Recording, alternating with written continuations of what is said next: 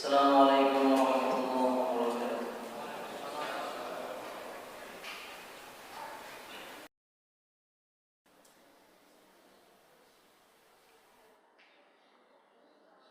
Alhamdulillahi rabbil alamin. Hamdan nasta'ti bihi ni'matahu 'alaina wa nastaghfiru bihi niqmatahu minna. Nahmaduhu subhanahu wa ta'ala ala tarafi alaihi wa tawali ataihi wa ahlan bi kulli hamdin wa thana. فسبحانك ربنا لا نحصي ثناء عليك أنت كما أثنيت على نفسك جل ثناؤك وتبارك آلاؤك.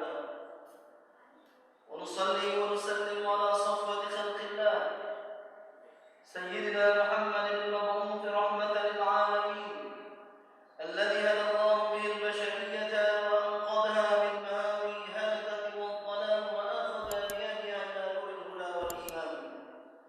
صلاة وسلاما ينتظم في سلكهما الشريف آله الأبرار وصحبه الأخيار ومن اتبعهم واقتفى أثرهم إلى يوم الدين.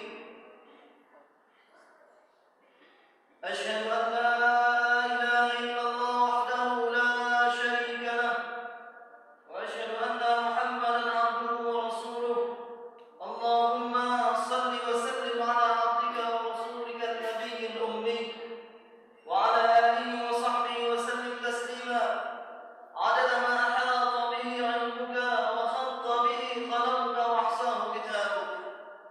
وارض اللهم عن سادتنا أبي بكر وعمر وعثمان وعلي وعن الصحابة أجمعين وعن التابعين وتابعيهم بإحسان إلى يوم الدين. أيها الإخوة المؤمنون، أوصيكم ونفسي بتقوى الله فقد فاز المتقون.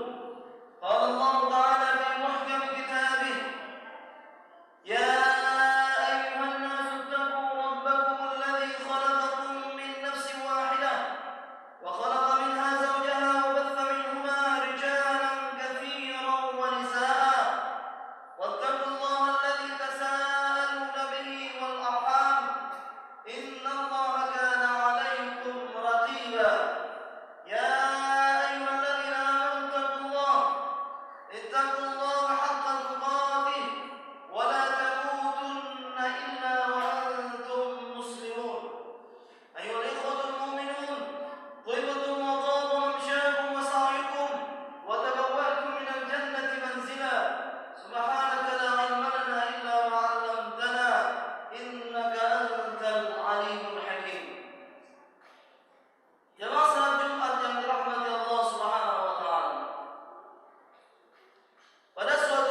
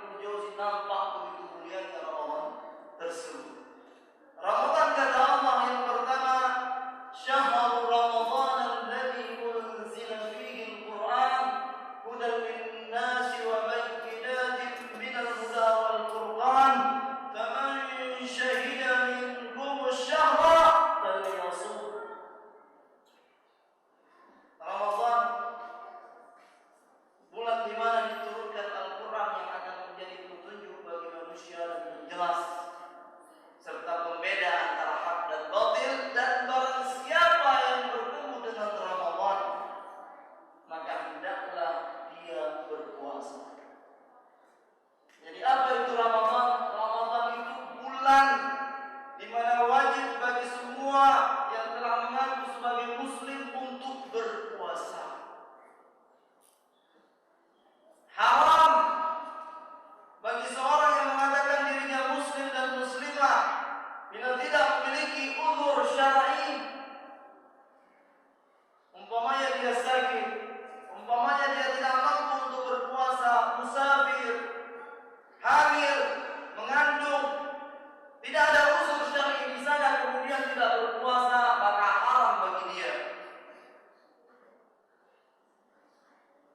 Makanya dalam fikih kita begitu tegas dikatakan bila ada orang yang tidak memiliki uzur syar'i, tidak ada alasan-alasan yang digunakan oleh syariat, kemudian dia tidak mau berpuasa di bulan Ramadan, tangkap orang tersebut, penjarakan dia dan jangan kasih makan. Jadi mungkin apa yang kita lihat di negeri kita, di Aceh khususnya, itu sudah sesuai dengan SOP syariat. Bila ada yang tidak berpuasa, tangkap orang tersebut.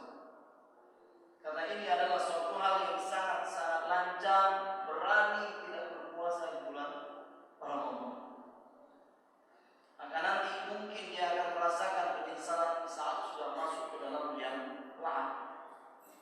Sekarang memang kita tidak merasakan. Namun jamaah yang dirahmati Allah Subhanahu wa taala, kita yang telah diberikan hidayah oleh Allah Subhanahu wa taala untuk tetap berpuasa, menjalankan syariat walaupun dianya sangat berat, apalagi dalam kondisi saat ini. Mari kita mengevaluasi diri kita agar jangan hanya puasa kita dari makan dan minum saja. Janganlah puasa kita hanya menahan lapar, dahaga ataupun hubungan biologis mulai dari terbit fajar hingga tenggelam matahari saja, karena nanti takut puasa kita sebagaimana yang pernah disampaikan oleh Rasul dalam sebuah hadis yang sahih, rubba shaimin, begitu banyak orang yang berpuasa, laisa lahu min siyamihi illa al-ju' wal 'atash. Begitu banyak orang yang berpuasa tapi tidak dia dapatkan daripada puasa yang dia kerjakan kecuali lapar dan dahaga saja. Ini sungguh sangat menyedihkan. Rugi di saat kita menahan makan dan minum, tapi kita tidak menahan mata kita dari hal-hal yang haram. Rugi di saat kita menahan dari lapar dan dahaga, tapi kita tidak menahan lisan kita daripada mengubat riba. Rugi di saat kita berpuasa, telinga kita, tangan kita, kaki kita, dan semua organ tubuh kita tidak kita jaga. Sah dalam pandangan fikih, tapi tidak berpahala. Rugi kita berpuasa kalau puasa kita hanya sekedar menahan lapar dan dahaga saja. Jumhur ulama mengatakan puasa seperti itu sah, tapi dia tidak berpahala. Sungguh sia-sia nanti di saat hari kiamat kita tidak mendapatkan pahala daripada amal ibadah puasa yang kita lakukan. Dan para sahabat memahami hal tersebut. Umar mengatakan, "Laisa siyam min asy-syarabi wal ta'ami wahdahu." Puasa bukan hanya dari makan dan minum saja, walakinnahu min al-kadhib wal batil wal lagh. Tapi juga dari hal-hal kebohongan, dusta, dari hal-hal yang salah, dari dosa, dan dari hal-hal yang tidak bermanfaat. Jabir bin Abdullah sahabat Nabi mengatakan, "Idza sumta falyasum sam'uka wa basaruka wa lisanuka." Kalau kamu berpuasa, maka berpuasa jugalah telingamu, matamu, dan lisanmu daripada dusta. Agar puasa tersebut bernilai, agar jangan nanti dia semua hal yang sia-sia yang kita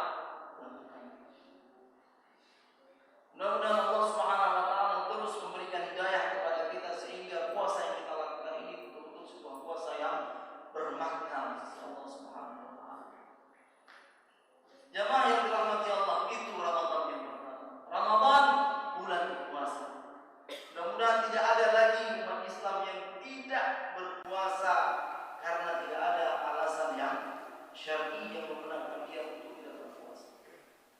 Apalagi dalam kondisi yang saat ini di mana kita sangat membutuhkan taqarrub dan munajat kepada Allah agar Allah segera mengangkat musibah dan bala yang sedang menyelimuti dunia saat ini. Jamaah yang dirahmati Allah, Ramadan yang kedua sebagaimana ayat yang kita bacakan tadi, apa itu Ramadan? Syahrul Ramadan alladzi unzila fihi al-Qur'an hudan lin-nasi wa bayyinatin minal huda wal furqan. Ramadan adalah bulan di mana diturunkan Al-Qur'an. Ramadan bulan Al-Qur'an. Para sahabat, para tabi'in dan mereka-mereka yang telah sukses di dunia ini memahami hal tersebut dengan benar. Imam Zuhri, Muhammad bin Muslim Az-Zuhri, seorang tabi'in yang sangat terkenal, wafat 124 Hijriah. Idza dakhala Ramadan, kalau masuk bulan Ramadan, beliau mengatakan innama huwa tilawatul Qur'an wa it'amut ta'am. Ramadan itu adalah bulan kita membaca Al-Qur'an. Bulan memberikan makan kepada fakir miskin. Imam Syafi'i rahimahullah ta'ala mengkhatam Al-Qur'an di bulan Ramadan 60 kali di luar salat. Artinya sehari beliau khatam 2 kali Al-Qur'an. Itu di luar salat. Imam Qatadah, tabi'in yang sangat terkenal, murid Abdullah bin Abbas radhiyallahu anhu, mengkhatam Al-Qur'an kalau di bulan Ramadan 3 hari sekali. Dan di 10 terakhir di bulan Ramadan beliau mengkhatam Al-Qur'an setiap malam 1 kali. Kita semua, saya dan bapak-bapak jamaah yang dirahmati Allah yang berhadir di masjid ini, atau kita semua umat Islam, yang mungkin iman kita, Islam kita tidak seperti iman dan Islamnya para sahabat radhiyallahu anhum serta para tabi'in rahimahullah taala. Keimanan kita mungkin tidak seperti keimanan mereka. Minimal di saat masuk bulan Ramadan 1 kali kita khatamlah Al-Qur'an tersebut. Karena kalau tidak di bulan Ramadan kita menamatkan bacaan Al-Qur'an, kapan lagi kita akan membaca Al-Qur'an tersebut?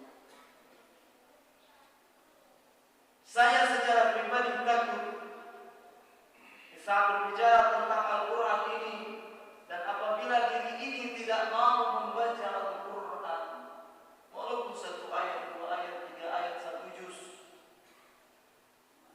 ketakutan. Karena seorang tabi'in yang bernama Abul Jauza Aus bin Abdullah Ar-Rabai, Abul Jauza Aus bin Abdullah Ar-Rabai, wafat 183 Hijriah. Beliau pernah mengatakan satu hari, naqlul ahjari ahwanu 'alal munafiq min qira'atil Qur'an. Sungguh mengangkat batu-batu, memindahkan batu-batu besar itu lebih mudah bagi orang-orang munafik daripada membaca Al-Qur'an. Mengangkat batu bebatuan yang besar-besar, ditaruh di atas pundak, dipindahkan ke suatu tempat, itu lebih mudah bagi orang-orang munafik daripada membaca Al-Qur'an. Pernyataan dari seorang tabi'in yang patut menjadi renungan bagi kita. Mudah-mudahan Ramadan yang saat ini masih tersisa bisa kita kembali untuk membuka lembaran Al-Qur'an dan membaca Al-Qur'an itu kembali serta mengkhatamkan Al-Qur'an minimal 1 kali. Mudah-mudahan nanti di saat kita bangkit dari kubur, Al-Qur'an lah yang akan menyambut kita pertama sekali. Jamaah yang dirahmati Allah Subhanahu wa taala, Ramadan adalah bulan Al-Qur'an. Mari kita membaca Al-Qur'an. Mudah-mudahan kita bisa membaca, mentadabburi, melihat, mempelajari isi Al-Qur'an, akan mengkhatamkan Al-Qur'an di bulan Ramadan. Ramadan yang ketiga adalah bulan Qiyam, bulan salat malam. Karena memang Rasulullah SAW mengkhususkan, beliau sampaikan secara langsung dengan perkataan beliau. Jadi ada sebuah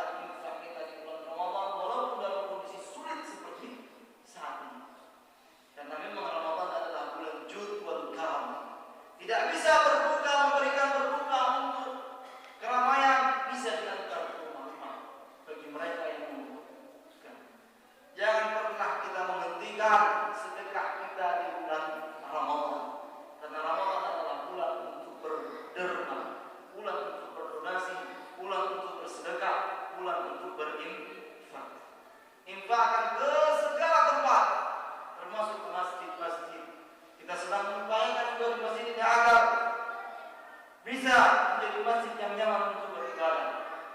Mudah-mudahan sebagaimana yang pernah Khatib sampaikan, suatu saat nanti bisa ada sebuah lembaga tahfidzul Quran di lantai 2 yang akan kita buat. Butuh renovasi untuk lantai 2. Butuh renovasi untuk kita lantaikan, kemudian kita juga buat AC agar nanti orang nyaman dalam beribadah menghafal Al-Quran. Mari berderma. Mudah-mudahan derma kita di bulan Ramadan ini akan bernilai berlipat-lipat di sisi Allah Subhanahu wa taala. Yang terakhir, Ramadan adalah bulan jihad. Hari ini 8 Ramadan. Hari ini tanggal 8 Ramadan. Besok 9 Ramadan. 9 Ramadan adalah hari kemerdekaan Republik Indonesia secara de jure. Hari di mana diproklamasikan kemerdekaan Republik Indonesia di bulan Ramadan. Karena memang dalam sejarah umat Islam tidak ada kata berhenti dalam berjuang walaupun itu di bulan Ramadan. Perang Badar tahun 2 Hijriah, Fathu Mekah tahun 8 Hijriah, Perang Ainul Jalut, perang di mana menghentikan ekspansi Tatar, Mongolia yang hampir menghancurkan semua negara Islam. Terjadi juga tahun 658 Hijriah dan semua itu di bulan Ramadan. Jadi bulan Ramadan adalah bulan jihad, bukan bulan tidur-tiduran, apalagi bulan tanpa kerja. Walaupun dalam kondisi saat ini, maka tetap kita berbuat, tetap kita bekerja, tetap kita berusaha menebarkan kebaikan, berusaha untuk agar kebaikan-kebaikan yang kita berikan ini sampai kepada semua makhluk yang ada di dunia ini. Jemaah yang dirahmati Allah Subhanahu wa taala. Mudah-mudahan di saat kita memahami risalah Ramadan ini dengan benar, mudah-mudahan nanti pintu rayyan akan memanggil kita. Pintu rayyan akan memanggil kita. Karena di surga tersebut ada 8 pintu. Surga yang Allah jadikan ada 8 pintu di sana. Salah satunya pintu rayyan, pintu yang akan memanggil orang-orang yang berpuasa di bulan Ramadan khususnya. Ada 8 pintu kata para ulama berdasarkan hadis-hadis Nabi yang diriwayatkan oleh Imam Muslim. Yang pertama pintu salat. Tidak ada namanya pintu salat. Kemudian pintu jihad. Kemudian pintu sedekah. Kemudian pintu rayyan, yang keempat pintu rayyan dikhususkan. Rayyan itu artinya orang yang sudah kenyang setelah dia dalam masa kehausan. Kemudian pintu taubat yang kelima. Yang keenam pintu berlemah lembut dan memaafkan kepada orang lain. Yang ketujuh pintu orang-orang yang ridha. Dan yang kedelapan pintu aiman. Pintu aiman itu pintu yang akan dimasuki oleh 70.000 orang masuk surga tanpa hisab. Apakah surga, 8 pintu surga tersebut akan memanggil kita semuanya? Apakah ke-8 pintu surga tersebut bisa saja memanggil kita? Bisa. Bila pertanyaan tersebut terbersit dalam hati kita, maka dulu pernah ditanyakan oleh Abu Bakar Siddiq radhiyallahu anhu, "Ya Rasulullah, adu ya ahadu min tilkal abwab kulliha, bisakah satu orang dipanggil oleh 8 pintu?" Rasul mengatakan, "Nah, bisa saja. Wa arju an takuna anta minhum." Dan aku berharap engkau Abu Bakar salah seorang yang akan dipanggil oleh 8 pintu surga tersebut. Jamaah yang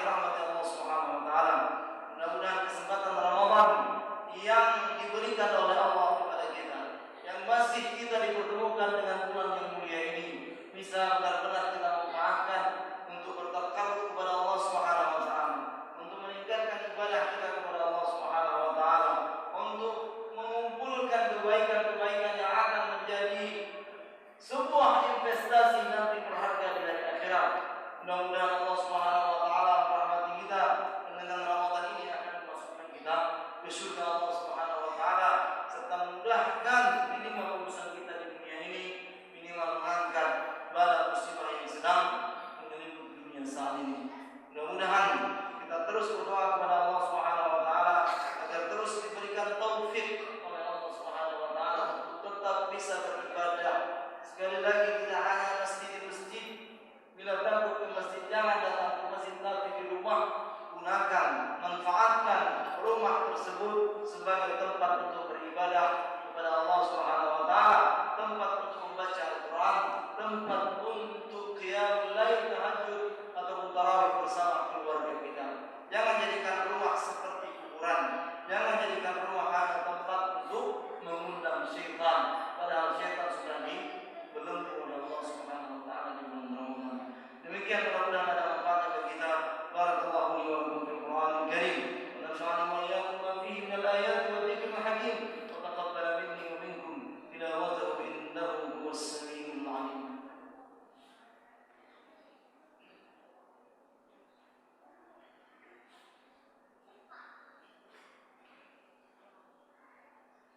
Alhamdulillahi rabbil alamin. Wal 'aqibatu lil muttaqin wa la 'udwana illa 'alal zalimin. Asyhadu an la ilaha illallah wahdahu la syarika lah wa asyhadu anna Muhammadan 'abduhu wa rasuluh.